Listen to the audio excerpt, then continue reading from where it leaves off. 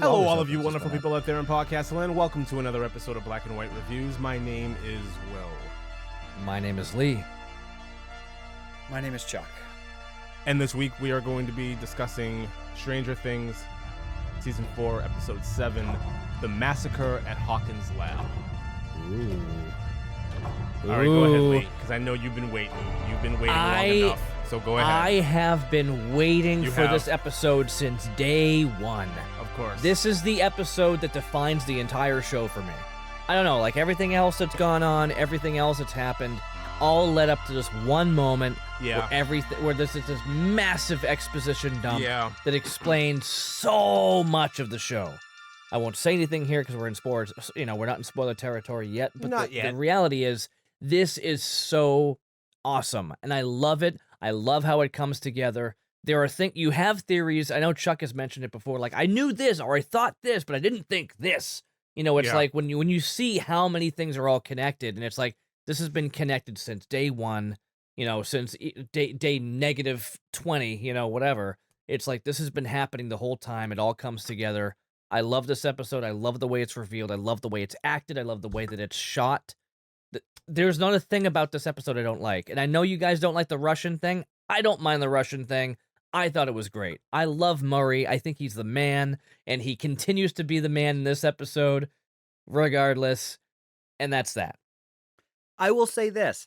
If this is where the Russian thing ends, I'm okay with that. Yeah. I really hope it is, because I don't remember anything beyond this episode. Well, there were only two episodes. I honestly there were don't. only 2 episodes left in the season, so I think we can safely say that the Russian thing is, you know, coming to a close. Thank God. Yeah.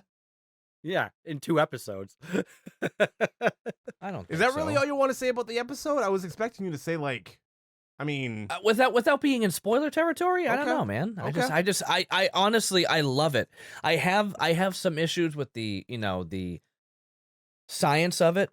You know, just one thing. Chuck and I have already had our debate about it. But besides that, I mean, I love the visuals. I love the and what I've always said is I love that the upside down is upside down in this episode. You finally get that, like, complete in the same shot visual of the upside down, and it's what I've been waiting for this entire time. So as soon as I saw Chrissy going, I'm just like, yes. We're finally getting to that moment where I get to see that cross. yeah.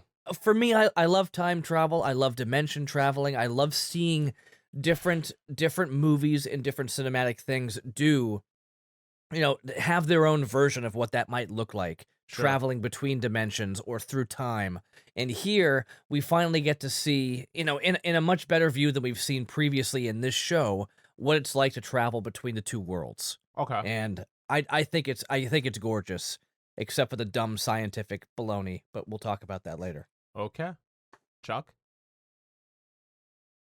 So, Oh, here we go. this TV show, this episode is up there with it's Breaking Bad territory for me. What? It's Breaking Bad territory for It me. is. I mean, they're nothing the same. They're not the same at all, but definitely as far as entertainment value. Okay. I agree with you. Yeah. Entertainment, storytelling. Yeah. It's a 10 out of 10 for me. Wow. Okay. I mean, it's an hour and a half long. It's a small movie. It's fantastic. Yeah. It's what used to be a movie in the 90s. Yeah. Yeah. The hype in this episode is fantastic. The energy is great. There are 500 references and nods to Star Wars in this. It's crazy how many references. I'll get to that in spoiler territory. But there are so many things that happen that are, and it's not the original Star Wars. It's the stuff after the fact. So to Will's point from, like, when they were doing Inception with the tops, they bring that back in here too. But it's like, yes, Star Wars was around then, but not these Star Wars. But there was so many references to Star Wars. It was fantastic. Mm-hmm. There were things I was like, I haven't wanted to share it because I didn't really know, but my suspicions were there, and I was like, oh, I suspect this, and I was right. But then, like Lee was saying, there was more to it, and I was like, oh, I wasn't ready for that. Right. but I was okay with that. Like, that makes sense. Sorry, my recording stopped. Okay. Just start the it. disc is too slow. Yeah, hold on. I have to analyze transients now. Hold that thought, Chuck. Sorry, my computer is just old now. It's only 3 years old, but thanks to Tim Cook. But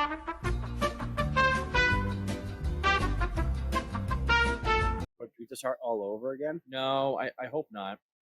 No, we don't have to start all over again, but Because he is recording, so that's okay.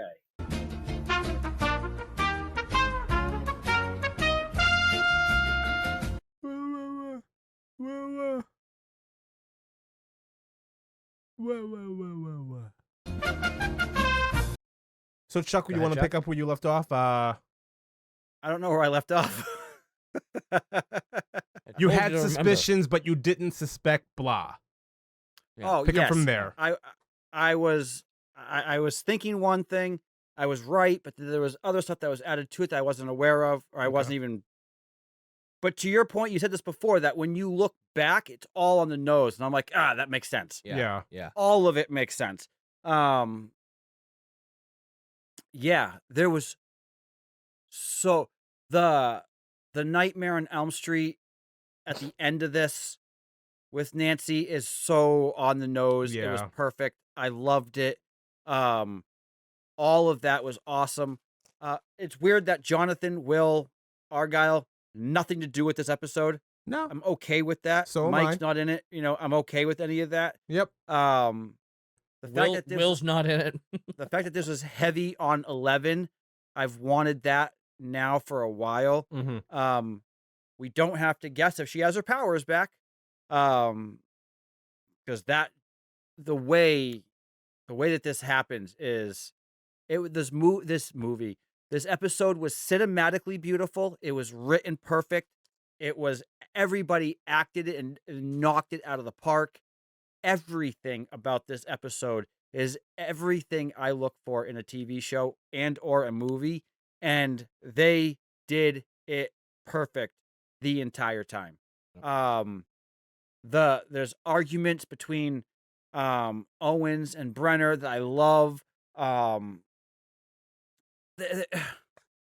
It's funny. There's a part in it. This isn't spoiler territory, but this isn't spoilers. But there's a part where Brenner goes in to get a tape of, what's happening, and I'm watching it. All the VHSs. Yeah, the VHS tape. I'm watching it, and I'm like, wow. This guy kept all these VHS tapes for all this time, and I'm like, wait a minute. Nope. This is 1985. This is 1985. Like, yeah, I'm like watching it like it's today. Yeah. And I'm going, he has this room full of VHS tapes. Yep. Why? Oh, wait, it's 1985. Exactly. My mind did not go to 85. It went to 2024. And why does this guy have a room full of VHS tapes? I had to quickly fix that in my own mind. Yeah. But it was just, this episode outweighs Dear Billy for me. Oh yeah, by a lot. Okay. Dear Billy was Dear Billy Sorry, was 86. I was off by a year. Dear Billy, I think, had better intertwining with the stories. It was written better. Yeah, this episode was just, it was written very, very well, but it had so full. the climax that you were looking for that Dear Billy did not have. True. Yeah. If Dear Billy had a better climax, it would be on par with this one. But the climax in this was amazing. It was fantastic. And I'm going to be bummed now. Once we get to the end of this episode, we have to wait 1.5 years, 2 years now for season 5. Yeah. I'm going to have the same feeling that everybody had halfway through season 5 of Breaking Bad and had to wait you a are. year. You're there with us now. Now you're welcome. Welcome to the welcome. Yes. Well, dude, imagine if you saw this when it first came out. Yeah. Which was 2 years ago. Yeah. Now, geez. Imagine having to wait, 3.5 years to see what happened. No. At least we only have to wait a year. Well, they're not gonna finish wrapping recording until until the beginning of next year. Right. So if that's the case, I mean, it might be 2026. Here we come. Yeah. Well, no, It's a waiting game. We'll take that. It's a waiting game. Yeah, I echo everything the two of you said. I think this episode is fantastic. I don't think my personal favorite is still Dear Billy, just because of Robert Englund. I think the way that Robert Englund establishes everything that happens in this episode is vital, and it's like the first big, like, I'm telling you, and you're thinking it, but you haven't said it yet. You don't know. Robert Englund really does a really good job of like introducing that, and it pays off brilliantly in this episode. So for that reason, Dear Billy is still a personal favorite of mine. There isn't a whole lot about this episode that I don't like, with the exception of what happens in Russia, and we will get to that later. Lee, I'm sorry, but I'm gonna rip that apart. No. You don't like Murray? You don't like Murray? In this? All I'm saying is I love Murray. No. In this? No. Okay. Absolutely not. No. There's no way. There's no way. There's zero reason why that should have happened. But I'm getting way ahead of myself. It's really funny. It's funny, but it would never I happen. hand it to you, commies. You're committed. Unbelievable. Unbelievable. The way that entire thing played out, I just cringe at the whole thing. I do love, and I'm curious. I'm curious to know what you two are talking about with the whole science of everything that you have kind of a problem with. Yeah, we'll get there. Yeah, because Chuck and I had a similar conversation, and we kind of like came to a same area, different issue. Different. Okay, fine. Yeah. Different which issue. is fine. Then we'll get into it later. Yeah, this episode is fantastic. I'm not even mad at the hour-and-a-half runtime. I think there is not a moment of this episode that is wasted. Exactly. Nothing dragged. Nothing is wasted. Nope. Everything fit. The pacing was immaculate. The directing was immaculate. The lighting, the camera work, everything, the way that it was shot, the cinematography was fantastic. Everybody acted their parts brilliantly. I wouldn't take anything away for a second. There's nothing that I would have taken out of this episode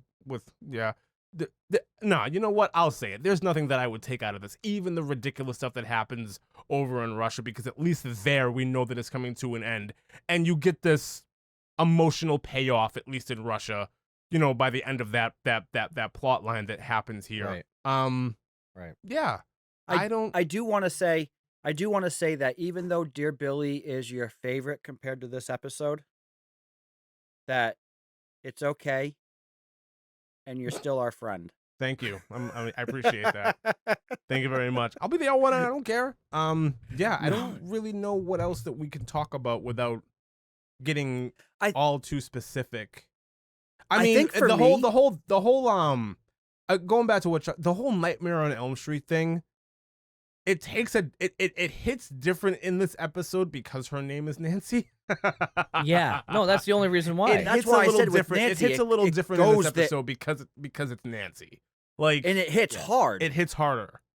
Right. And I will say this: I think the difference between this episode and Dear Billy is Dear Billy all over the internet was hyped up for me. Oh yeah. Absolutely. Yeah. Everywhere I look, Dear Billy. Look at the show on IMDb, it said the two top episodes were Dear Billy and this one, 7, The Massacre at Hawkins Lab. Right. Yeah. And I was like, when you saw Dear Billy, you're like, well, I really hope that Massacre at Hawkins Lab is better than this. I think they're at the but top. There was no hype for me for episode 7. I think the hype. Well, I think the reason why Dear Billy is at the top, I don't think it has a whole lot to do with Robert Englund. I just think Dear Billy is at the top because of that tracking shot of Max running through the Upside Down, and you know, Kate Bush is in the background doing her thing. It's an amazing sequence. That and even that, I thought what Max did in Dear Billy was more visually pleasing than anything that was in this episode. I'm not talking about the story. I'm talking about the visual. The visual of Max running through the Upside Down and getting away from that house in Vecna, I think is much more visually pleasing than these 4 that are in the Upside Down trying to make their way out. That's just me. Well, it's much more visually pleasing than the flashback of the Upside Down. That's just really bad CGI. True. But yes. Yeah. So do we want to just cut to it and just Just cut right to it. Let's just do it. Because we do 2 recordings. We do 2 recordings. Tonight we're just doing one because this episode is packed. Yeah. So you're saying to wait for something? No, I'm saying go ahead. Oh. So with that being said, for the rest of this amazing conversation on video, find us on patreon.com/blackandwhitereviews. A shout out here to all of our Patreons that we have now, all of our patrons, I should say. Thank you for supporting us. For everybody else, please jump in. Feel free to support us. We can do more. We can give you more content. Definitely do more. We can definitely give you more. We have merch on there as well. You can also find us on all socials at Instagram and on YouTube at Black and White Reviews 1866 and on Facebook at Black and White Reviews. Like, follow, subscribe, comment, share with your friends. The more followers and everything we get, the more we can do for everybody. So with that being said, we're going to slide right into